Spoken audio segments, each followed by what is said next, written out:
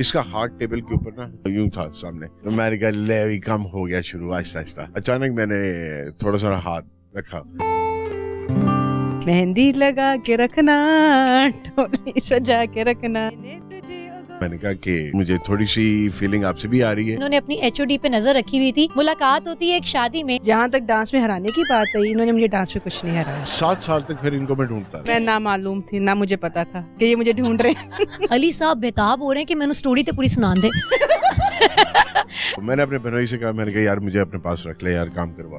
अब मैं 60-70 हज़ार रुपए मेरी सैलरी, अब उसने मुझे ऑफर किया 18,000, मैं 18,000 ही दे। मैंने उधर अस्सलामुअलैकुम, नई बात डिजिटल के साथ मैं हूँ आपकी मेजबान रुवेजा राजपूत। आज आपकी मुलाकात करवाने जा रही हूँ एक खूबसूरत से खट्टे मीठे कपल से, जिनकी मुस्कुराहट उनके चेहरे पे देख के आप तो समझ ही गए होंगे कि भाई ये कोई लव बर्ड्स अपने टाइम में रहे हैं। आज आपके सामने एक ऐसी मोहब्बत की कहानी रखने वाली हूँ जिन्होंने एक दूसरे का साथ तब तक दिया जब तक के शादी नहीं हो गई, और आज एक अमेजिंग बिजनेस कर रहे हैं। जी ये दोनों बैंक ऑफिसर हैं। अगर हम बात करें हिना आपी की तो ये बैंक मैनेजर रह चुकी हैं, और अली भाई की बात करें तो ये ऑपरेशंस में रह चुके हैं। जी इन्होंने अपनी HOD पे नजर रखी हुई थी। मुलाकात होती है एक शादी में, और वो जी मोहतरमा को दिल दे बैठते हैं, लेकिन उसके बाद मुलाकात नहीं हो पाती है। तो आइए इनसे सारी कहानी इन्हीं की जुबानी सुनते हैं, वरना आपके पास बचेगा क्या सुनने के लिए। तो मेरे साथ रहिए। अस्सलाम वालेकुम। वालेकुम अस्सलाम। अस्सलाम वालेकुम। वालेकुम सलाम जी। शादी के बाद आवाज हल्की हो जाती है, उसी लय में चलती रहती है, जब बच्चे हो जाए तो फिर नीचे आ जाती है। अच्छा, सबसे पहले तो मुझे ये बताएं कि आपकी मुलाकात इनसे कहाँ पर हुई, मतलब कि वो एक खूबसूरत मोहब्बत की कहानी का आगाज आखिर कहाँ से हुआ?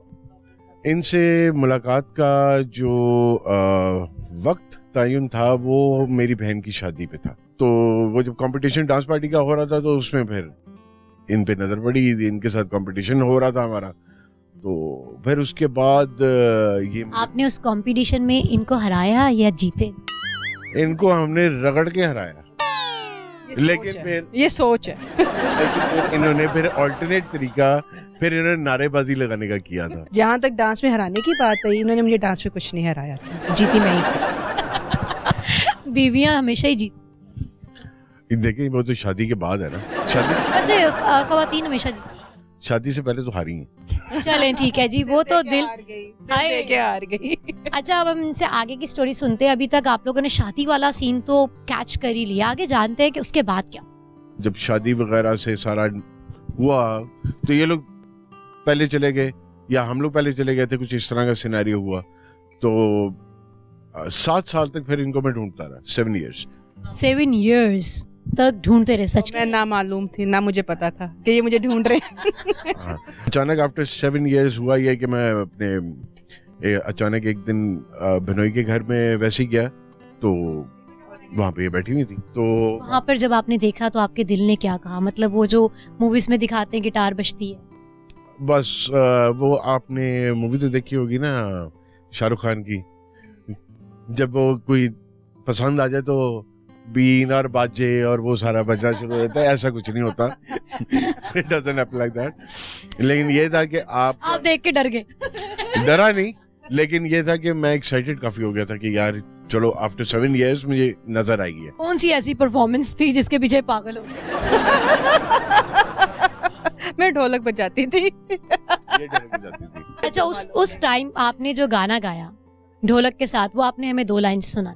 मेहंदी लगा के रखना, डोली सजा के रखना, मेहंदी लगा के रखना, डोली सजा के रखना, लेने तुझे ओ गोरी आएंगे तेरे सजना, मेहंदी लगा के रखना, डोली सजा के रखना।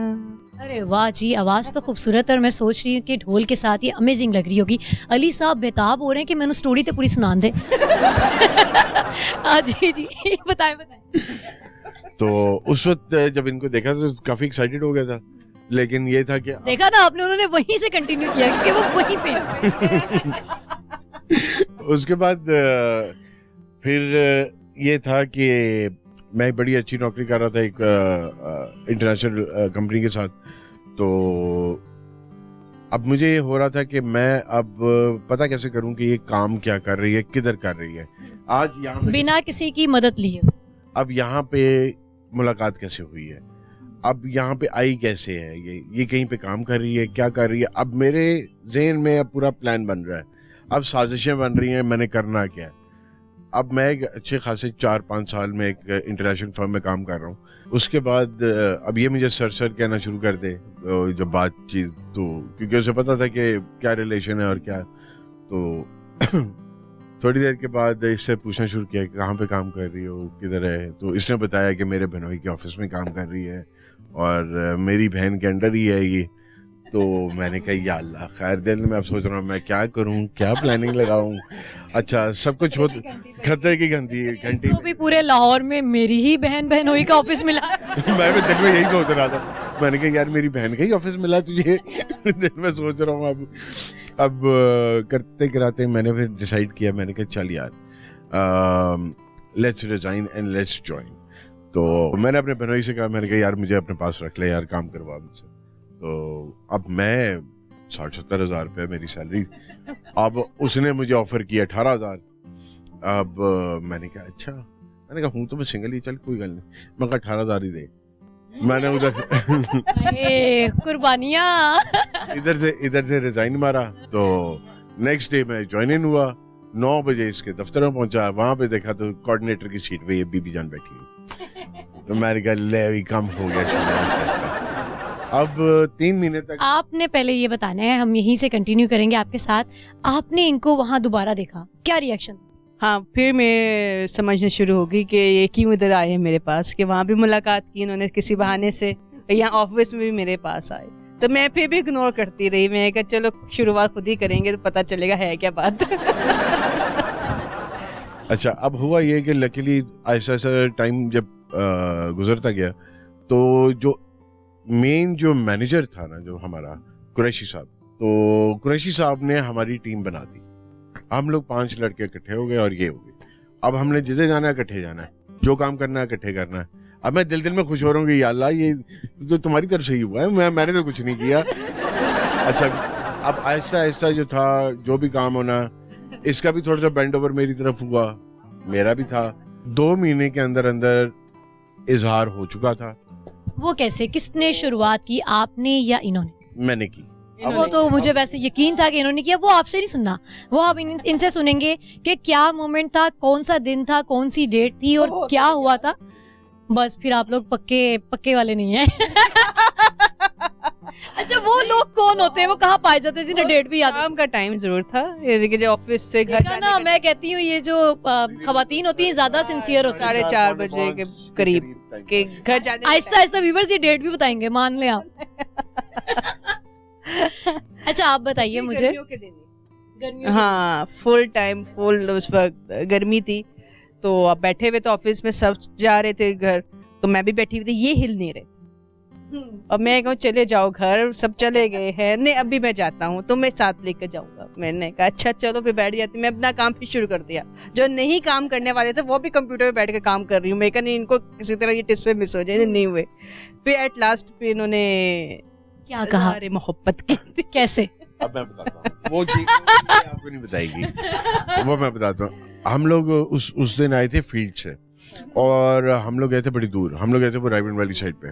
तो जब हम आए वापस तो इतनी गर्मी थी, मेरे ख्याल जून जुलाई के एंड पीक टाइम था।